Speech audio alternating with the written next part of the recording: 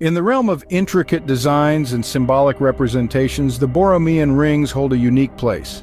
Picture three circles seemingly interlocked, yet remove anyone, and all three become unlinked.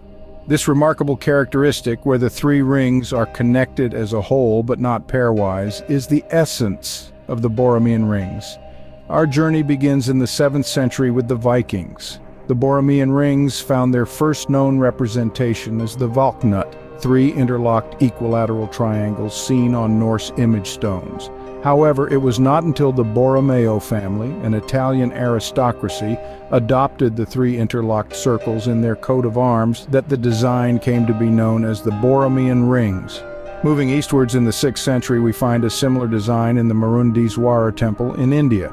A stone pillar showcases three equilateral triangles linked together in a regular enneagram, a different link but reminiscent of the Borromean rings. Across the seas in Japan, the Omiwa shrine also sports the Borromean rings motif in its traditional circular form. In the 13th century, a French manuscript depicted the Borromean rings as a symbol of unity in the Trinity.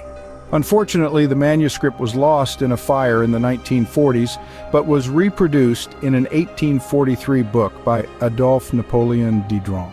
Speculations abound that Dante's description of the Trinity as three equal circles in his Paradiso could have been inspired by similar images. In the 20th century, the psychoanalyst Jacques Lacan found inspiration in the Borromean rings, using them as a model for his topology of human subjectivity, each ring representing a fundamental Lacanian component of reality, the real, the imaginary, and the symbolic. The Borromean rings also found their place in commercial use. They were used as the logo of Ballantine beer, and even today, the current brand owner, the Pabst Brewing Company, continues to use them, earning the rings the nickname the Ballantine rings.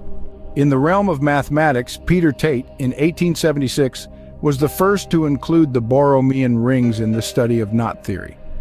Martin Gardner further popularized the rings in his Mathematical Games column in Scientific American in 1961. More recently, in 2006, the International Mathematical Union decided to use a new logo based on the Borromean rings, cementing their place in the world of mathematics.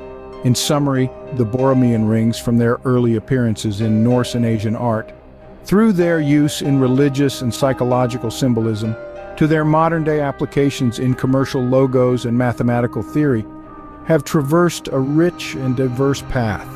Their unique property of unity and separation continues to inspire and captivate, making them a timeless symbol of interconnectedness and interdependence.